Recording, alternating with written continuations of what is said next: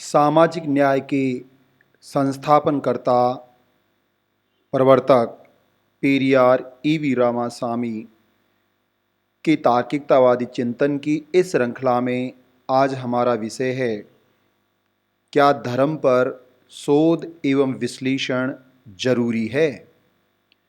पेरियार के शब्दों में, यदि कोई बड़ा देश छोटे देश का दमन करता है तो मैं छोटे देश के साथ खड़ा हूँ। यदि छोटे देश में बहुमत रिलीजन अल्पसंख्यकों का दमन करता है तो मैं अल्पसंख्यकों के साथ खड़ा हूँ। यदि अल्पसंख्यक धर्म की एक जाति दूसरी जाति का दमन करती है तो मैं दमित जाति के साथ खड़ा हूँ। यदि दमित जाति में नियोक्ता अपने कार्मिकों का दमन करता है तो मैं शोषित कर्मचारियों के साथ खड़ा हूँ। यदि कार्मिक अपने घर पर अपनी पत्नी का दमन करता है तो मैं उस महिला के साथ खड़ा हूँ, क्योंकि दमन मेरा दुश्मन है, शोषण मेरा शत्रु है। साथियों, पेरियार के चिंतन में धर्म एक ऐसा विषय है जिसका विश्लेषण और शोध किया ही जाना चाहिए।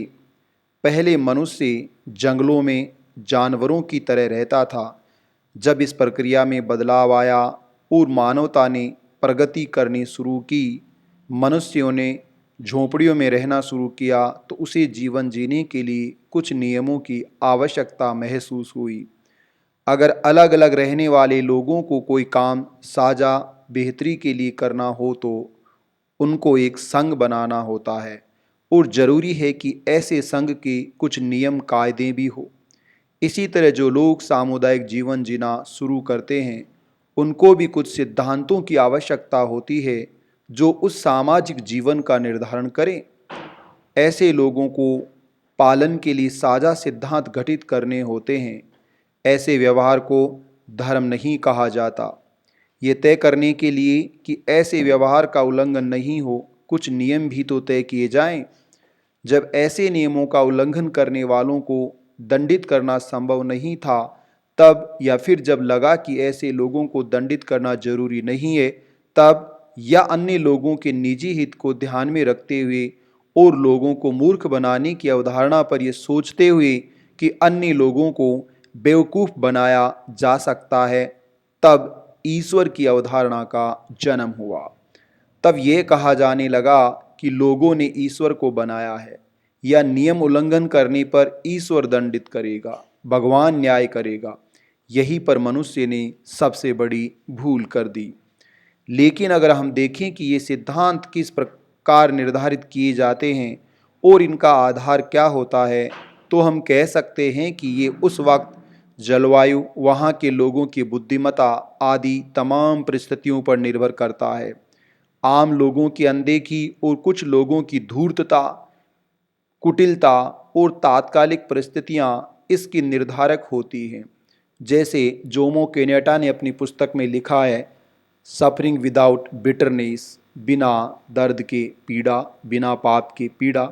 यदि एक खास सिद्धांत अनुपयुक्त हो जाता है या वह बाद के समय के लिए अप्रासंगिक हो जाता है, तब या फिर जब एक चतुर सर्जन, सुजान अथवा धूर्त व्यक्ति इसे बदलना चाहता है, तब अक्सर मूर्ख जनता अपनी जिद्दी प्रकृति के चलते इसे बदलने से इनकार कर देती है।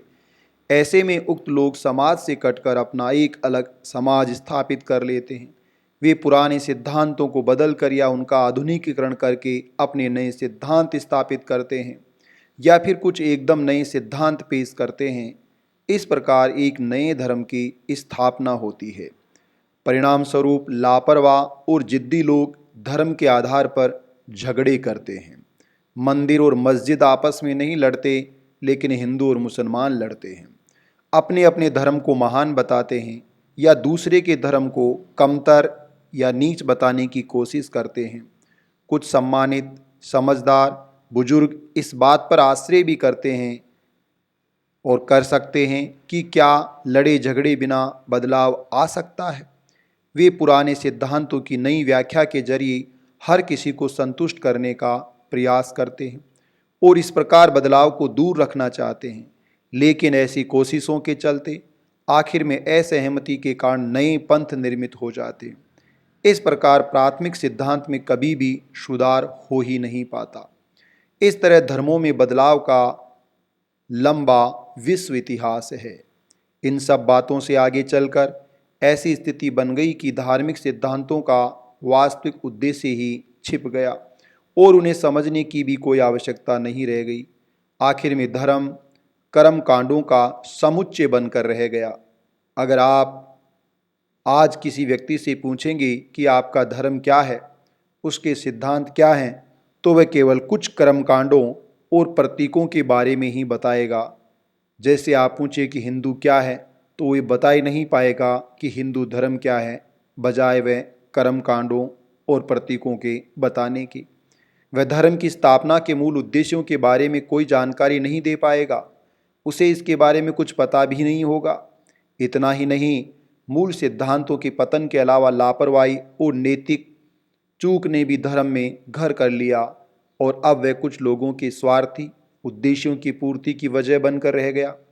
खास तौर पर सभी धर्म जिन्हें आज बड़े धर्मों में गिना जाता है, वे भोली भाली और मूर्ख जनता को धोखा देने के काम में लगे हुए हैं। ये धर्म केवल पुजारी वर्ग, सरकार और पैसे वालों को अमीर बनाने का एक जरिया है। आम जनता को इन धर्मों से कोई लाभ नहीं होता है। अगर हम धर्म के कारण आई बुराइयों पर नज़र डालें तो सबसे अधिक प्रभाव यह है कि धर्म किसी मनुष्य की बुद्धिमत्ता को और बुद्धि को पूरी तरह नष्ट कर देता है।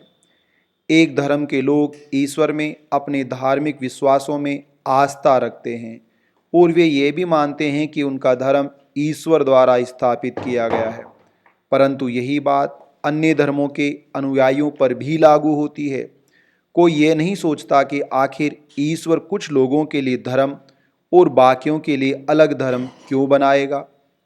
लोग ये भी नहीं सोचते कि क्या ईश्वर ऐसा धर्म बनाएगा जिसके मानने वाले किसी अन्य धर्म को नहीं मानते, बल्कि उसे मानने वालों पर प्रतिकूल टिप्पणियां भी करते हैं, उन्हें भला बुरा कहते हैं। क्या ईश्वर ने धर्म में लोगों को ये सिखाया होगा? लोग इन विरोधाभासों के बारे में नहीं सोच रहे। इनमें धार्मिक व्याख्याकार और खास धर्म को चाहने वाले भी शामिल हैं। अकेले ये वजह बताने के लिए काफ़ी है कि आखिर धर्म ने लोगों की बुद्धिमत्ता को किस हद तक प्रभावित किया है। दूसरी बात, लोगों के बीच एकता को बढ़ावा देने के बजाय धर्म उनको विभाजित करता है, बांटता है। तीसरा, धर्म लोगों को बाहरी औपचारिकताओं और प्रस्तुतियों से संतुष्ट होना सिखाता है। वह उन्हें मानना सिखाता है, जानना नहीं।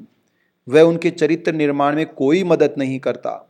चौथी बात, किसी भी धर्म में तार्किक सोच या चिंतन के लिए कोई गुंजाइश नहीं है। वह चाहे मुस्लिम धर्म हो, इस्लाम धर्म हो, सिख धर्म हो, ईसाई धर्म हो या हिंदू धर्म। धर्म चाहे जो भी हो, उसके सिद्धांत चाहे जितने बेहतर हो, लेकिन सबसे पहले वह हमें यही कहता है कि हम ऐसी कुछ बातों पर आंख मूंद कर भरोसा कर लें जो हमारी पांचों इंद्रियों की पकड़ से दूर हो, परे हो, हमारी बुद्धिमत्ता की सीमा से वह बाहर हो जाए।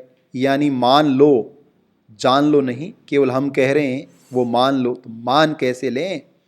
ऐसी स्थिति में हम एक मानक को तो स्वीकार कर लेते हैं, जबकि बिना किसी ठोस वजह के हम दूसरे मानक को खारिज कर देते हैं।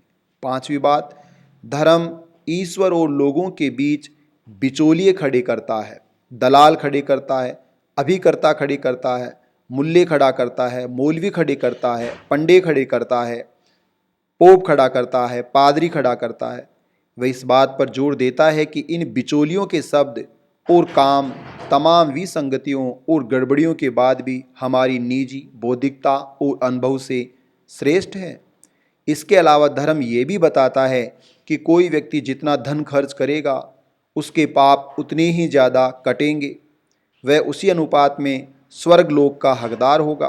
तो क्या पाप करके, मंदिर में पैसा खर्च करके पाप धोया जाता है? हाँ, ये भी किसी व्यक्ति द्वारा किए गए तमाम पाप प्रसाद चढ़ाने से खत्म हो जाते हैं और पूजा अर्चना करके वह अपने अमानवीय पापों से मुक्ति प्राप्त कर सकता है।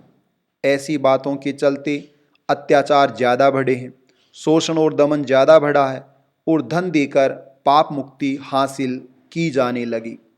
धर्म आलसी व्यक्ति को अपना जीवन चलाने के लिए तमाम अवसर प्रदान करता है।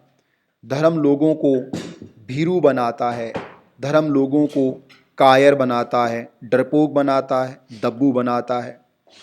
धर्म चाहे जितना अन्याय करे, लोगों को उसी धर्म का डर दिखाकर ऐसी घटनाओं से जुड़ा सच नहीं जानने दिया जाता है। सबसे बढ़कर यह है, एक व्यक्ति को दूसरे की मेहनत से जुटाए गए पैसों पर जीवन बिताने के लिए प्रोत्साहित करता है। एक सच्चा सेव कहता है कि उसके तमाम प्रकट छल के बावजूद अगर पवित्र भस्म या भभूत का एक कतरा भी उस पर छिड़क दिया जाए तो वह सारे पापों से मुक्त हो जाता है और वह सीधे भगवान शिव के निवास कैलाश पर्वत पर जा सकता है। एक अधिवक्ता और पेशेवर व्यक्ति बहस में झूठे पौराणिक और मिथकीय उल्लेख देते हुए सोचता है कि वह सच्चा शिव भक्त है, क्योंकि वो अपने माथे पर भभूत लगाता है। उनको लगता है कि अन्य लोगों को भी उनका सम्मान करना चाहिए। क्या बेईमानी और मूर्खता का कोई और उदाहरण चाहिए आपको? इस तरह एक सच्चा वैष्णव कहता है कि एक बार वह राम शब्द का उच्चारण कर ले तो उसके सारे जीवन के पाप कट जाते हैं। वह कहता है कि राम के अलावा दुनिया में कोई देवता नहीं है। एक सच्चा ईसाई कहता है कि जब कोई व्यक्ति पूरी तरह आत्मसमर्पण करके ईसा मसीह तक पहुंचता है तो उसके सारे पाप धुल जाते हैं। ईसा के समक्ष आत्मसमर्पण करने के सिवा कोई राह नहीं है। एक मुसलमान कहता है कि कुरान में जो भी कुछ लिखा है वह ईश्वर की वाणी है। ये सभी देशों और प्रदेशों और पूरी दुनिया पर लागू होती है। अगर उसमें एक अक्षर भी बदल गया तो इस्लाम की नींव हिल जाएगी। इस प्रकार प्रत्येक धर्म अपनी महानता का दावा करता है और कहता है कि वही एकमात्र सच्चा धर्म है, दूसरे नहीं। उसका ईश्वर ही एकमात्र सच्चा देवता है, ईश्वर की संतान है। उसका पैगंबर ही ईश्वर का असली संदेशवाहक है, आदि आदि। तो साथियों, इसलिए हमें ये बहुत ज़्यादा ज़रूरत है पेरियार के शब्दों में कि धर्म पर शोध और विश्लेषण जरूरी है। रिपब्लिक कुडियारसू में लिखा गया निबंध जो प्रकाशित हुआ 23 अप्रैल 1949 को। क्या धर्म पर शोध एवं विश्लेषण जरूरी है?